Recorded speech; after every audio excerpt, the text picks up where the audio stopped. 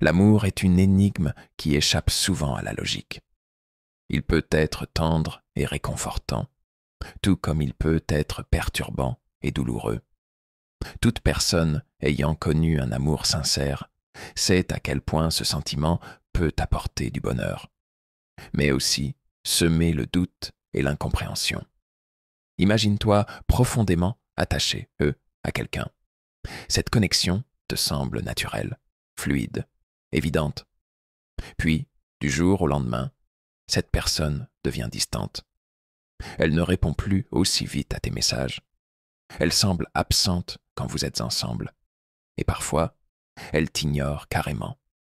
Tu cherches des explications, mais il n'y en a pas. Pourquoi une personne qui semblait t'aimer agit-elle ainsi? Beaucoup interprètent cette prise de distance comme un signe de désintérêt. Mais parfois, c'est tout le contraire. Et pour comprendre cela, prenons des situations de la vie réelle. L'histoire de Lucas. L'amour qui fait peur. Lucas a toujours été indépendant. Il n'a jamais vraiment laissé quelqu'un entrer dans sa vie affective, jusqu'au jour où il rencontre Julie. Avec elle, il se sent compris. Il ressent une connexion qu'il n'a jamais connue auparavant. Au début, il est attentionné, toujours disponible, plein d'enthousiasme. Mais après quelques mois, quelque chose change. Il commence à répondre aux messages plus lentement, à annuler des rendez-vous à la dernière minute, à prendre ses distances sans raison apparente. Julie ne comprend pas. Elle se demande si elle a fait quelque chose de mal. Elle essaie de le confronter, mais il lui dit juste qu'il est occupé, qu'il a besoin de temps. Ce que Julie ne sait pas, c'est que Lucas n'a jamais appris à gérer une relation émotionnellement profonde. Il a toujours eu peur de s'attacher parce qu'il a grandi avec un père qui lui répétait que les sentiments rendent faible. Maintenant qu'il ressent quelque chose de fort pour Julie, son inconscient déclenche un mécanisme de défense, la fuite.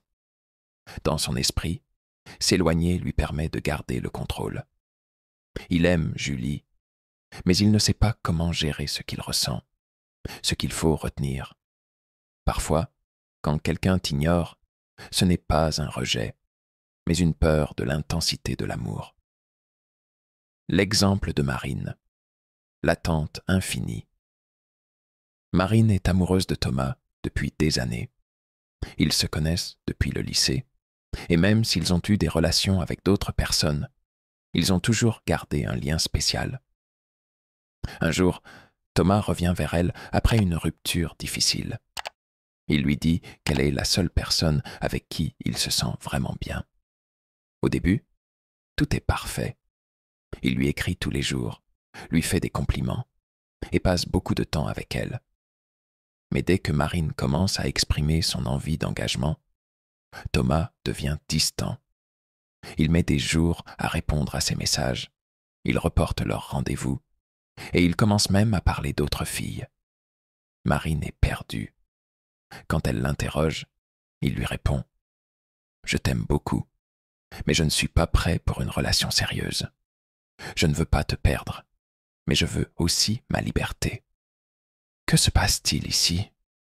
Thomas aime Marine, mais il ne veut pas renoncer à son indépendance. Il est dans un conflit interne. Il apprécie sa présence, mais dès qu'il ressent que l'engagement devient réel, il prend peur. Ce qu'il faut retenir, quand quelqu'un s'éloigne chaque fois que la relation devient sérieuse, cela signifie souvent qu'il n'est pas prêt. Il ne faut pas passer des années à attendre qu'il le devienne. L'histoire d'Adam et son test invisible. Adam et Sophia sont en couple depuis 1 an. Leur relation est fusionnelle. Ils partagent tout. Et Sophia pense vraiment qu'ils sont faits l'un pour l'autre. Mais un jour, sans raison apparente, Adam devient froid. Il répond moins à ses messages, semble moins impliqué, et parfois même, il ignore Sophia pendant plusieurs jours. Sophia panique. Elle se demande si elle a fait quelque chose de mal. Elle l'appelle, lui envoie des messages, essaie de comprendre. Finalement, Adam lui avoue « j'avais besoin de voir si tu allais vraiment me courir après. Je voulais savoir à quel point je comptais pour toi. » Adam n'a pas pris ses distances parce qu'il ne ressentait plus rien. Il l'a fait pour tester son amour, inconsciemment. Certains utilisent la distance comme un moyen de se rassurer sur la profondeur des sentiments de l'autre. Ce qu'il faut retenir, si quelqu'un te teste en disparaissant, c'est qu'il a lui-même des insécurités. Un amour authentique n'a pas besoin de ce genre de manipulation pour exister. Comment réagir face à ce type de comportement? Si une personne que tu aimes commence à s'éloigner, voici les meilleures réactions à adopter.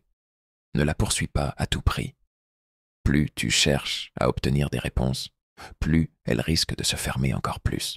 Donne-lui de l'espace, mais observe comment elle agit ensuite. Si la distance est temporaire et qu'elle revient avec une meilleure compréhension d'elle-même, alors cela peut être une phase normale de maturation. Ne prends pas tout personnellement. Souvent, la prise de distance n'a rien à voir avec toi, mais avec les blessures et les peurs de l'autre. Évalue la récurrence du comportement. Une personne qui prend ses distances une fois parce qu'elle traverse une période difficile, c'est compréhensible. Mais si cela devient un cycle permanent, alors elle n'est peut-être pas prête à s'engager réellement. Concentre-toi sur toi-même. Ne laisse pas ton bien-être dépendre de quelqu'un qui ne sait pas ce qu'il veut. L'amour véritable ne se joue pas en aller-retour. Si quelqu'un t'aime vraiment, il ne devrait pas avoir besoin de s'éloigner constamment pour éprouver ses sentiments. L'amour sain est basé sur la confiance, la communication et la constance. Bien sûr, tout le monde a des moments de doute et de repli. Mais un amour mature et sincère trouve son équilibre sans avoir besoin de manipulation ou de tests inconscients. Si une personne s'éloigne de toi, demande-toi ceci. Veux-je vraiment d'un amour qui hésite? Ou mérite-je un amour qui choisit de rester? L'intimité émotionnelle est une double épée. D'un côté, elle nous attire, car nous avons tous un besoin profond de connexion.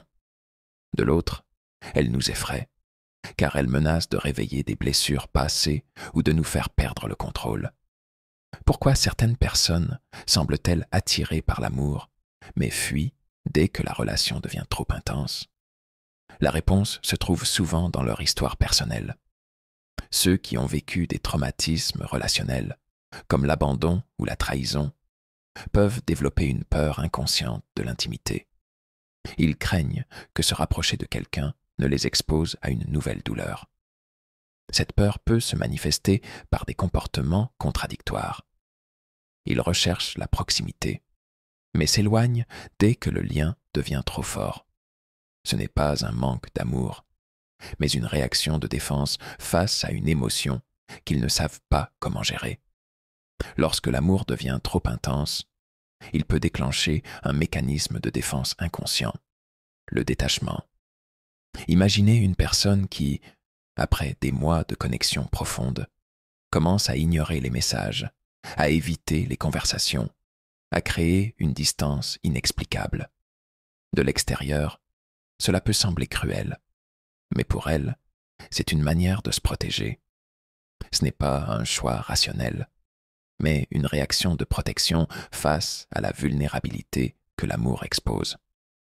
L'autre personne peut souffrir de cette distance, mais sa peur de l'intimité l'emporte sur son désir de connexion.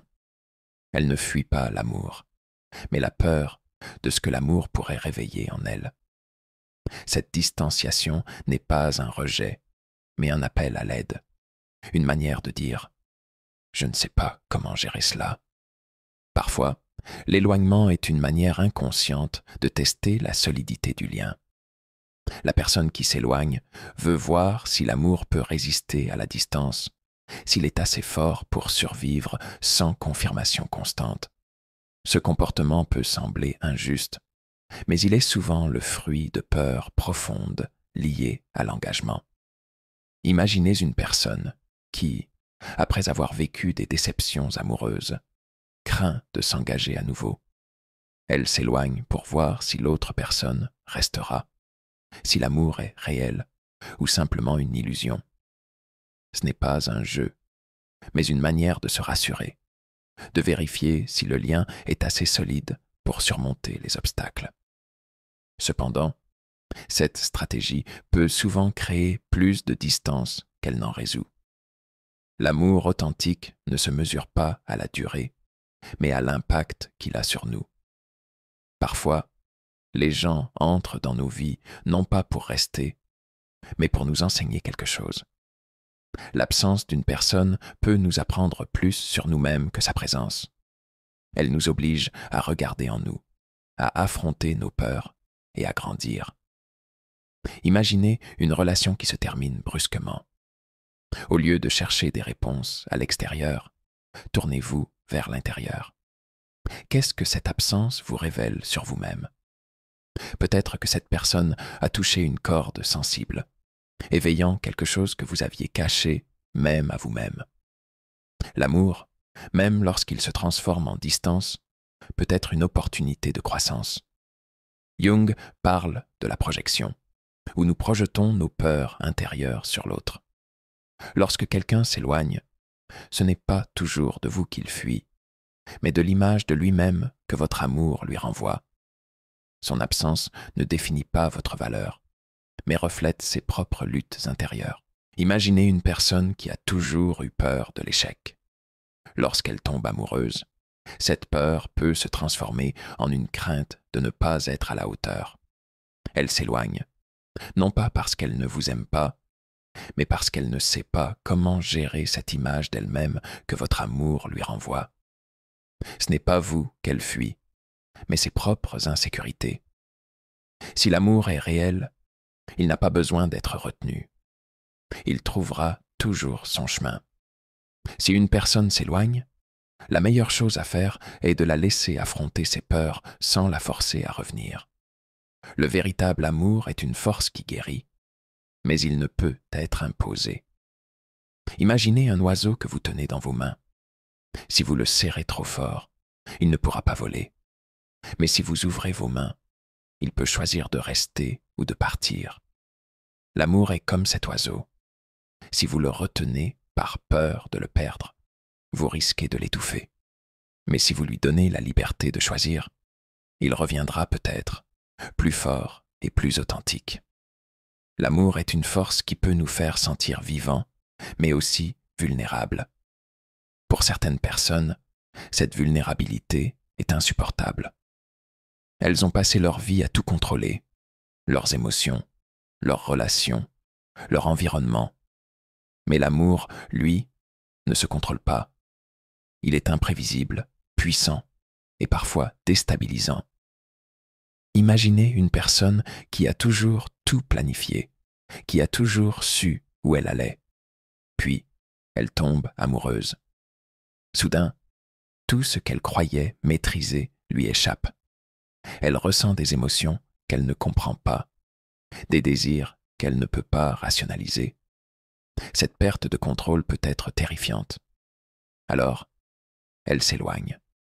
Non pas parce qu'elle ne ressent rien, mais parce qu'elle ne sait pas comment gérer cette tempête intérieure. L'amour, pour elle, est une menace à son équilibre, à son identité même. L'amour a cette capacité étrange de réveiller des blessures que nous pensions enfouies. Imaginez une personne qui a vécu un abandon dans son enfance. Elle a grandi en se disant qu'elle était forte, qu'elle avait surmonté cette douleur. Puis, elle tombe amoureuse. Et soudain, cette vieille blessure ressurgit. Elle commence à craindre que l'histoire ne se répète, que l'autre personne ne parte, comme l'ont fait ses parents ou un ancien partenaire. Cette peur peut la pousser à s'éloigner, à ignorer l'autre, non pas par manque d'amour, mais par peur de revivre cette douleur. L'amour, dans ce cas, agit comme un révélateur. Il nous montre ce que nous avons essayé de cacher, même à nous-mêmes. Et pour certains, cette confrontation est trop difficile à affronter. L'amour peut nous faire sentir connectés, mais il peut aussi nous faire craindre la dépendance. Pour certaines personnes, l'idée de dépendre émotionnellement de quelqu'un d'autre est insupportable. Elles ont appris à se suffire à elles-mêmes, à ne compter que sur elles. Alors, quand l'amour arrive, il devient une menace à leur indépendance. Imaginez une personne qui a toujours été autonome, qui a toujours pris soin d'elle-même. Puis, elle tombe amoureuse. Soudain, elle se retrouve à avoir besoin de l'autre, à ressentir un vide quand il n'est pas là. Cette dépendance émotionnelle peut être effrayante. Elle peut la pousser à s'éloigner, à ignorer l'autre, non pas parce qu'elle ne ressent rien, mais parce qu'elle ne veut pas perdre son autonomie. L'amour, pour elle, est un risque qu'elle n'est pas prête à prendre. L'engagement est souvent perçu comme une étape naturelle dans une relation amoureuse. Mais pour certaines personnes, c'est une source d'anxiété. Elles craignent de s'engager, de se lier à quelqu'un, de perdre leur liberté. Cette peur peut les pousser à s'éloigner, à ignorer l'autre, même si elles ressentent de l'amour. Imaginez une personne qui a toujours évité les relations sérieuses. Elle a peur de s'engager, de se sentir piégée. Puis, elle tombe amoureuse. Soudain, elle est confrontée à un choix, s'engager ou partir. Cette décision peut être déchirante. Elle peut choisir de s'éloigner, non pas parce qu'elle ne ressent rien, mais parce qu'elle a peur de ce que l'engagement pourrait signifier pour elle. L'amour, dans ce cas, est une menace à sa liberté, à son identité. L'amour est souvent perçu comme une réussite, mais il peut aussi être une source de peur de l'échec. Pour certaines personnes, l'idée de ne pas être à la hauteur, de ne pas pouvoir répondre aux attentes de l'autre, est insupportable. Elles craignent de décevoir, de ne pas être assez bien. Imaginez une personne qui a toujours douté d'elle-même, qui a toujours eu peur de l'échec. Puis, elle tombe amoureuse. Soudain, elle est confrontée à cette peur. Et si elle n'était pas à la hauteur? Et si elle décevait l'autre? Cette peur peut la pousser à s'éloigner, à ignorer l'autre, non pas parce qu'elle ne ressent rien, mais parce qu'elle a peur de ne pas être assez bien. L'amour, pour elle, est une menace à son estime de soi, à sa confiance en elle. L'amour est souvent associé à la joie, mais il peut aussi être une source de peur de la perte. Pour certaines personnes, l'idée de perdre l'autre est insupportable. Elles craignent que l'amour ne dure pas, que l'autre ne parte, que tout ne s'effondre. Imaginez une personne qui a déjà vécu une rupture douloureuse. Elle a peur de revivre cette douleur, de perdre à nouveau quelqu'un qu'elle aime. Cette peur peut la pousser à s'éloigner, à ignorer l'autre, non pas parce qu'elle ne ressent rien, mais parce qu'elle a peur de la perte. L'amour, pour elle, est une menace à sa sécurité émotionnelle, à son équilibre.